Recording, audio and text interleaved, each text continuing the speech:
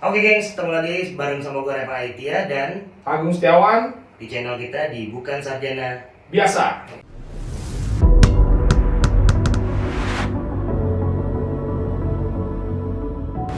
Dan kita bukan sarjana biasa, kita punya tagline nih teman-teman. Dan teman kita itu namanya adalah Sobat Sabi tuh. Sobat Sarjana Biasa ya. Oh gitu, lu nggak bilang singkatan bangke, bang Ibu kan? Oh iya. Gitu kan. Dan kita akan perkenalkan Sobat Sabi. Jadi udah apa namanya sudah Oh launching. sarjana biasa. Lu nggak ngomong lu kemarin. Lu belum minum. Lu ngomong ya Sabi apaan sih? Gue pikir notis. Hah? Gue pikir. Oke Sobat Sabi, hari ini kita bakal ngomongin yang sesuatu yang ngeri-ngeri sedap. Apa ya? Gue yang ngeri sedap, gue juga jadi Apa itu? apa yang ngomong apa kita lu nya? Kita ngomongin tentang hukuman mati terhadap yang ada di dunia. Oh.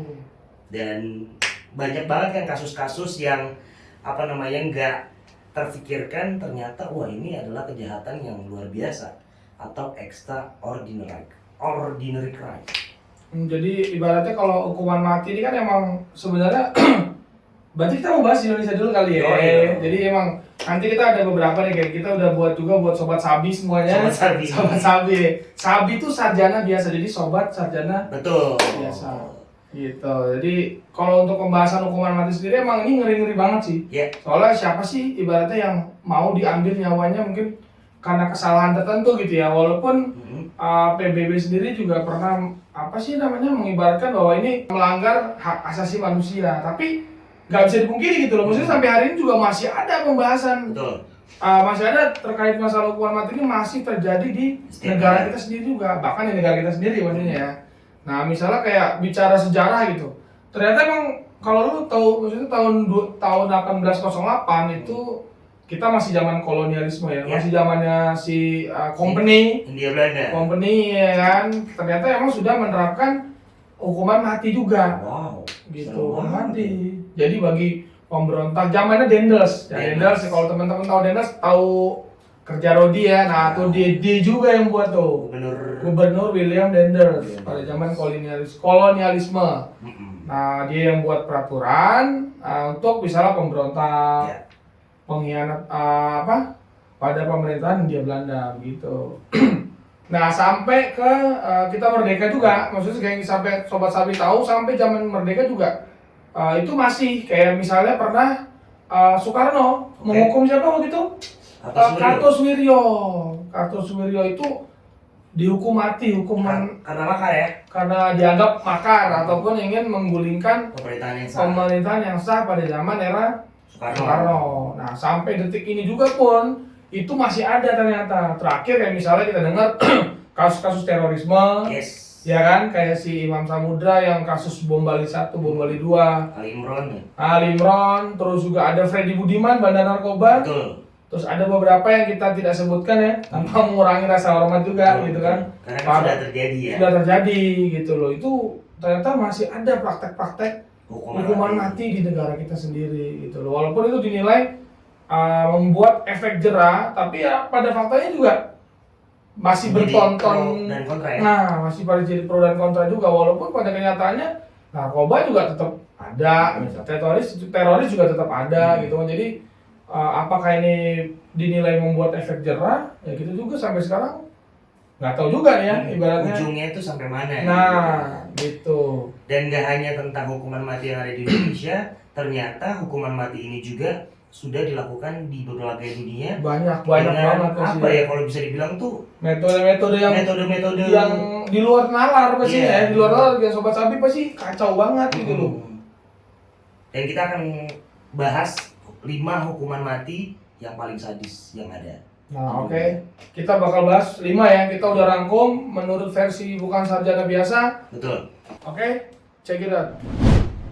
Oke, yang pertama yaitu kursi listrik nih. Hukuman kursi listrik ini dianggap adalah hukuman yang sebenarnya biasa sebenarnya awalnya. Kata dianya ya. Kata mereka gitu loh. Karena pada awal misalnya revolusi Prancis dulu kan ada guillotine ya. Guillotine. Nah, yang Jadi hukuman pancung. pancung tuh, yang pala yang dimasukin, Ke lubang terus itu ya. nah ke lubang, Pisau dijatuhin. terus bisa dijatuhin. Nah, ini evolusi dari sini juga nih. Gitu. Jadi konsep hukuman listrik ini, kursi listrik itu lo bakal diikat ya kan di kursi listrik dan itu disetrum untuk pertama kali itu 18 detik. Widih. Jadi dia ada tahapan-tahapannya. Bukan 19 detik ya. Bukan 19 detik, itu beda urusan lagi ya. Sama tadi jangan gagal fokus ya. Oh iya. Jadi 18 detik itu gunanya untuk mematikan saraf-saraf otak. Waduh.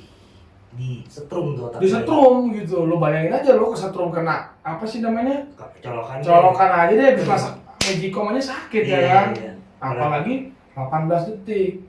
Terus yang kedua itu 1 menit. Jadi ada 2 tahapan 1 menit. Yang kedua 1 menit itu buat bener-bener matiin badan lo, ngebakar terus semua organ-organ yang dalam badan kita nih itu mati fungsinya, lo bayangin. Ginjal, jantung, paru-paru tuh mati semuanya. Berarti total 1 menit 18 detik. Nah, Kentang nggak? durasinya lumayan juga gitu kan. Jadi itu untuk urutan pertama benar-benar luar biasa. Oke. Nomor 2. Nggak kalah serem juga nih dari hukuman mati pakai kursi listrik. Nomor 2 adalah orang yang dianggap melakukan kejahatan itu dihukum dengan cara dibakar hidup-hidup. Buset ya. Dibakar men. hidup-hidup. Jadi benar-benar Ya diikat, pasti diikat ya di tiang ya, atau di pohon gitu kan. Terus disiramin bensin, dikasih minyak, terus dibakar, ditonton. Kalau buat untuk apa namanya? Untuk siapa sih maksudnya hukuman dibakar ini? Pastinya untuk korban lagi, untuk tersangka misalnya kayak pedofilia gitu kan. Pembunuhan mungkin ya. Pembunuhan biasanya berantai ya, pembunuhan berantai. Iya. Terus juga kejahatan kayak zaman dulu pemberontakan yang dianggap membahayakan stabilitas ekonomi politik dan negara. Jadi itu memang hukuman makar itu dari dulu kalau pemberontak itu pasti memang harus dibuat sadis kayaknya ya, biar kapok yang lihat. Ada efek orang jadi takut psikologis juga kan ya kan. Kalau nonton juga pasti kalau depan muka gitu kan dibakar. Ya jangankan binatang kayak kucing aja kita aja ngeri ya, apalagi orang. Itu paling sadis, dibakar hidup-hidup. Masuk ke poin nomor 3 nih. Nah, poin nomor 3 nih nggak kalah sadis nih Sobat Sabi nih. Ini dikulitin hidup-hidup. Wah, luar biasa ya, dikulitin hidup-hidup. Kambing aja dikulitin aja harus dipotong dulu ya kan, harus dikeluarin dulu jeroannya baru kita kulitin gitu kan. Jadi hukuman-hukuman ini prakteknya rata-rata ada di Afrika dan di Asia Tengah. Itu rata-rata di tahun abad pertengahan ya. Itu khusus untuk orang-orang pembunuhan misal kasusnya. Terus sihir. Ya kan di Afrika ya ibaratnya dukun santet ataupun dukun itu harus hukumnya dikulitin. Jadi lu bayangin itu dikulit hidup. Bayangin kan dibelek dulu. Nah, kalau udah mati dikulitin ya mungkin biasa. Ya udah ini kan. Ini benar-benar hidup-hidup, lu bayangin masih hidup dikulitin gitu loh. Jadi benar-benar kebayang sih rasanya. Pasti sakit ya. Sakit banget anjir. Sakit banget gitu loh. Abis dikulitin kadang-kadang ada yang iseng algojonya. Lu tau gak iseng kenapa? Apain? Disiram garam. Ya. Kasih kecap. Itu benar-benar ngeri banget lah. Iya, dan kepikiran ya pada zaman sekarang. Tentu sekarang udah gak ada kali, alhamdulillah ya. Tapi ada aja yang bisa hukum rimba. Nomor 4 tuh direbus hidup-hidup. Kalau kita rebus singkong, ubi, itu kan lama banget prosesnya ya kan, sampai itu lembut. Bayangin ini daging manusia terus direbus hidup-hidup sampai mungkin ya ada teriakan-teriakan pasti. Ya, maksudnya efek-efeknya tuh karena ini kan perlahan ya. Iya. Orang dicelupin terus diangkat. Jadi kan pakai katrol gitu Sobat Sabi tuh, pakai katrol. Betul. Gitu loh. Dan bener-bener ini ternyata nggak cuman air biasa doang. Air. Jadi tergantung stok yang ada. Jadi ada yang pakai minyak, nutrisari gitu. Ada yang pakai timah. Oh, ini jadi direbus itu nggak cuma air putih biasa. Air yang bikin ngetekin kulit. Nah, itu timah. Air keras macam-macam lah pokoknya. Jadi tergantung algojonya lagi moodnya apa kali ya. Ya kan kalau lagi pengen air keras. Pengen keras air keras. Jadi gitu. akibat dari hukuman direbus hidup-hidup ini pertama kali dicetusin oleh orang-orang Inggris nih. Pada abad ke-15. 15. Tujuannya itu tadi untuk memberikan efek orang-orang itu tidak lagi membangkang pada kerajaan Inggris. Jadi masyarakatnya ketika melihat misalnya ada orang direbus hidup-hidup, wah otomatis kan. Pasti parno dah. Lu Iya. pasti nggak makan seminggu jangan gitu kan. Dan lo akan tunduk dan patuh kan. Iya, Itu sih tujuan dari dihukum rebus hidup-hidup. Jadi yang terakhir nih namanya Brazen Bull. Namanya keren Brazen banget. Bull tuh keren banget ya. Ini Namanya Red Bull ya. nah jangan-jangan kan. Jadi ini awalnya munculnya di Yunani kuno nih. Oke. Jadi Brazen Bull ini hukuman mati. Jadi ceritanya dia buat si Algojo ini kayak patung gitu ya. Patungnya kayak patung kerbau. Jadi patung kerbau dari perunggu itu terus dalamnya tuh bisa dibuka gitu loh. Jadi satu patung itu bisa muat orang nih. Oh, dimasukin orang. Dimasukin orang.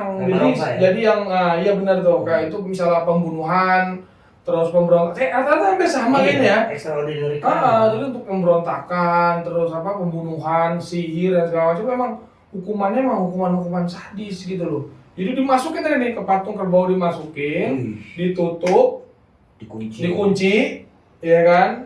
Terus dibakar dari bawah. Jadi api dinyalain dari bawah patung. Itu bahannya apa tuh ya, patung itu besi? Jadi perunggu dia, pakai perunggu. Ya. Jadi bahan perunggu itu panas banget pasti kan dia cepat cepat panas kan bahannya. Jadi ketika dipanggang dari bawah itu benar-benar ya lu bisa bayangin lah. Jadi orang tuh kayak di open men. Iya, diuap. Open di dalam patung itu. Dan yang lebih bukan heroik ya, heroik sih. Yang lebih mengerikannya lagi, patung itu bisa ngeluarin suara. Jadi efek dari orang dibakar itu kan panas banget nih. Panas banget itu ketika orangnya teriak, itu dia kayak mengeluarkan suara kerbau. Makanya namanya Brazen Bull.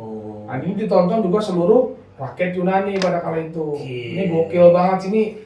Kok bisa gitu ya orang kepikiran gitu punya. Siapa yang punya ide ya?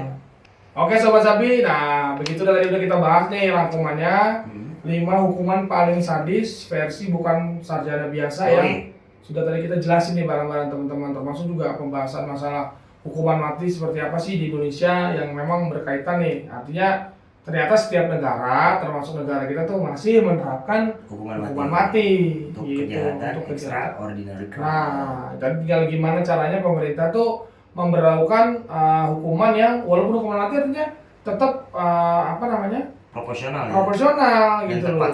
Tepat sasaran. Misalnya kayak korupsi ya harus dihukum mati misalnya. Itu kan ada undang-undangnya ya. Iya kan, harusnya dibuat undang-undangnya dong biar negara kita maju nih kayak misalnya negara-negara lain kan seperti itu. Jadi begitu Sobat Sabi, kita berharap penegakan hukum di Indonesia itu tidak tajam ke bawah dan tumpul ke atas. Dan kebalikan. Jangan kebalikan. Kan banyak juga yang cuma nyolong ubi ditahan 3 bulan dan sebagainya. Tapi yang paling penting adalah hukuman mati ini memang menimbulkan pro dan kontra. Benar. Tapi yang paling penting penegak aparat hukum itu memang harus proporsional dan profesional dalam melihat fenomena kejahatan ini layak gak sih untuk dihukum mati atau enggak. Tapi kita berharap masyarakat juga sudah semakin cerdas dan aparat juga harus sangat profesionalitas. Hukuman mati ya memang menjadi pro dan kontra selama bersinggungan dengan hak asasi manusia. Tapi balik lagi kalau emang ada aturannya ya memang harus ditegakkan. Tuh Sobat Sabi. Oke, sekian penjelasan ini dari Bukan Sarjana Biasa. Mudah-mudahan video ini bermanfaat buat kita berdua dan buat yang kalian yang nonton ya. Jangan lupa like, comment, and subscribe. Oke, dadah.